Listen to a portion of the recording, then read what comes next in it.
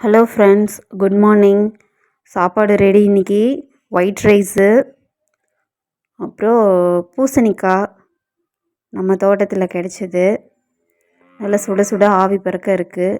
இதில் நெய் விட்டு சாப்பிட்டா ரொம்ப டேஸ்ட்டாக இருக்கும். கீரை கடைசல் ரொம்ப ஹெல்த்தியும் கூட. அதுக்கப்புறம் நல்ல வெயில் அடிக்குது, அதுக்கு சூப்பராக மோர் ரெடி. சாப்பிட்டு முடிச்சுட்டு ஒரு 1 hour கழித்து மோர் குடிச்சிக்கலாம்.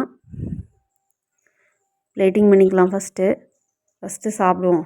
சாப்பாடு போட்டாச்சு, கீரை வச்சாச்சு, பூசணிக்காய் போட்டுக்கலாம். இதில் கொஞ்சம் நெய் விட்டுக்கலாம். நெய் நாங்கள் வீட்லேயே தான் செய்கிறோம்.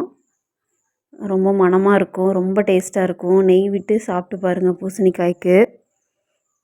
வாங்க சாப்பிட்லாம்.